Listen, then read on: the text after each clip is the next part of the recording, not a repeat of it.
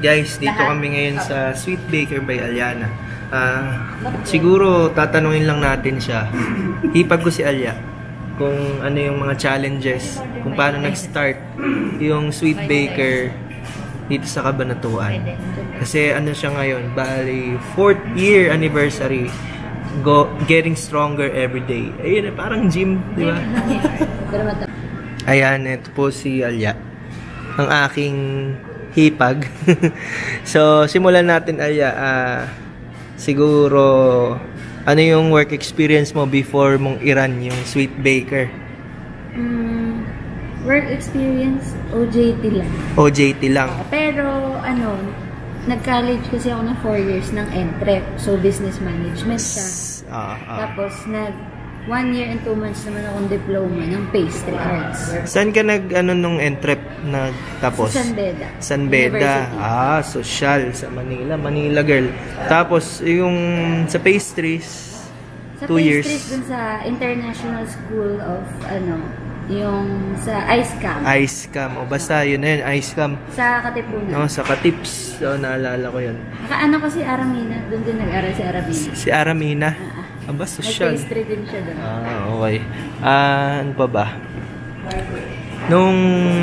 Paano mong bringing up na ano yung na-feel mo na gusto mong mag-start?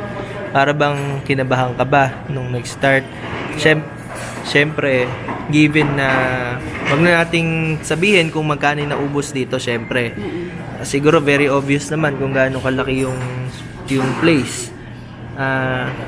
Kinabahan ka ba? Dahil sobrang laki ng investment ng parents. Oo din. Meron din kaba. Pero kasi pagka ganito kalaki yung sisimulan mo, parang mawawala na sa isip mo na mag-worry sa ganun. Parang gusto mo na lang mag-focus kung paano ka succeed. Oo. Parang hindi ko na naisip na kung mag-fail ba to or something. Laging positive yung isip ko. And more on business planning. Pag nagsimula ka na kasi, dire-diretso na. And continuous every single year. Oo. Parang ibig mong sabihin, pag ginagawa mo yung passion mo, kasama din. Less stressful. Kasama din. Oo. May stress. Actually, masaya din kasi na yung gagawa ka mag-explore ka ng bagong mga ideas, yung susubukan mo, saleable ba, yung mga ganon. Pag syempre may nakita ka kunyari na trending, susundin mo kasi yun yung gusto ng tao. Lalo na ngayon. Sobrang powerful ng SOCMED. Oo. Diba? So, yun yung parang mga naging lesson na yung continue lang ng bago. Parang makikisunod ka lang. Ito pa, pinaka mahirap sa totoong gawin sa umpisa. Tama ba ako? Pag-handle ng tauhan, lalo na biglang in-snap, ang dami mong biglang minamanage na tao. Tama ba? Actually, isa yan sa mga naging struggles ko. Kasi, akala ko nung una, syempre, sinasabi lang din sa akin na mahirap mag-handle ng tao. Pero iba pa rin yung feeling pag ikaw na yung humahawak sa kanila. Doon mo lang marirealize yung sobrang totoo nga na struggle talaga. Oo, kasi di ba? Kasi nagsimula ako sa 30 na employees. 30 employees, di ba? Wow, di ba? Wala pa akong parang sabihin mo na lang 70% nun, mas matanda sa akin lahat. Oo. Tapos ikaw, ilang taon ka ngayon? 20, ako nag-start 24. 24 years old ka na nag-start, di ba? Kasi 4 years na yung so in the span of 4 years, na-experience mong mag-handle ng iba't ibang attitude, di ba, ng tao. Para bang minsan, para sa akin na minsan ang mas inaalagaan mo pa tao kaysa yung negosyo mo. Tama mas ba? Kailangan mo magbigay ng value. Oo, para ma-feel nila. As well as ang pinaka-importante is acknowledgement ng mga ginagawa nila. Kasi yun, parang pagtaas din ng moral sa workplace. Tama. Ito pa, isang question ko. Pinaka mahirap na naging or pinaka stressful na reklamo ng client. Sige, dito muna sa dining area. At pinag-uusapan natin yung dito sa loob ng restaurant, hindi pa dun sa events place. Siguro first year namin dito yun. Nagkaroon lang ng, hindi actually accidentally lang naman talaga, na natapunan ng server ko. Ay talaga, hindi ko alam yun. Oo. Natapunan ng server ko ng mainit na tubig. Oh? Yung client namin. Sino yun? Sino? Wala na siya dito. Ay, wala na. First year nga, yung marang pakabukas namin. Actually, aksidente talaga. Pero syempre, not knowing that's the situation, di mo naman kasi agad ma-anticipate na may pwedeng mangyari yon. So, medyo hirap din ako and my manager kung paano i-handle yung aayusin. situation. Yes. Dahil nga unang sabak mo sa negosyo. Tama.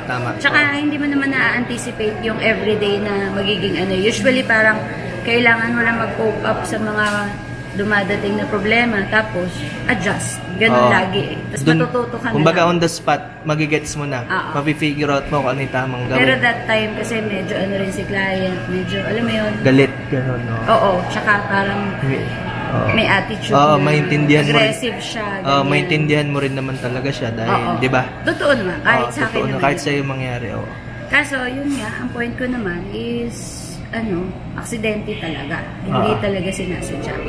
So, yun. Eventually, na-overcome naman namin. Yung naman, pinakamahirap na naging problema doon sa events place. Kasi, ilan nang kasya doon sa events place? Maximum 200. O, di ba, ang laki ng space. So, check nyo na lang yung past upload ko. Makita nyo yung space. Binidyan ko. Ngayon, di na kasi gabi na eh. Ano yung pinaka-struggle or naging malaking problema so far? Nagpabook sila sa akin ng 100 packs. So, usually 100 packs kasi nahahati yung hall namin. Sa gitna. So, 200 is full hall, 100 packs yung half hall. Ang hindi nila na-anticipate is mas madami silang guests dun sa 100. In-anticipate nila na 100. Lumagpas sa 100 sa pinareserve. Naging 160. Okay. So, nag-struggle kami mag-add ng chairs, ng tables. Not only that, yung food. Yung tama. food ang problema. Kasi nagpapahabol sila. Wala na, kapag kasi may event ako dyan at catering ko, once na tapos na magluto yung kitchen ko, pinapa-go ko na sila. Since all out naman ay food, wala nang refill. So yun na. Nagkaroon ng problema sa spot. Yung food nga. Food shortage. So, yung mga naiwan dito, ako, yung manager ko, na hindi marunong magluto or sumabak sa kitchen para may maibigay na pagkain sa kanila. Talagang sobrang hands-on mo din.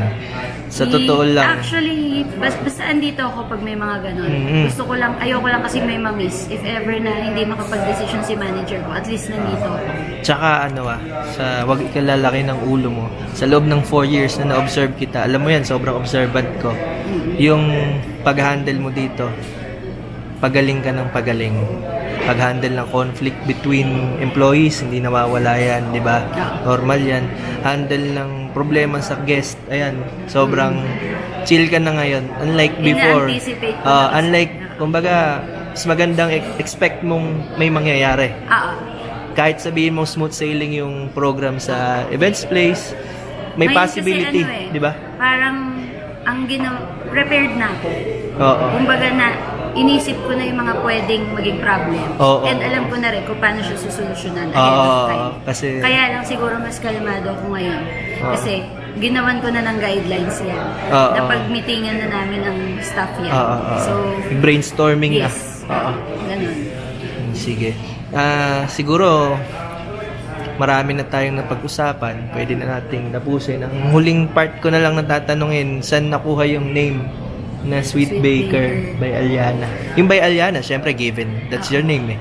Pero yung Sweet Baker, nagsimula siya sa GC, sa family. GC natin. GC, parang guys, ano yung option? Ano yung ibang option na name? Ang dami.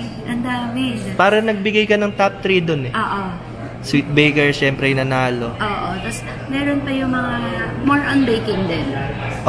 Pero yun yung yung mga Bake My Day. Bake My Day, Parang inaano lang. Nung una, loko-lokohan lang. Sabi ko, Sweet Baker. Parang okay medyo patchy din, madaling alalahanin. Ganyan.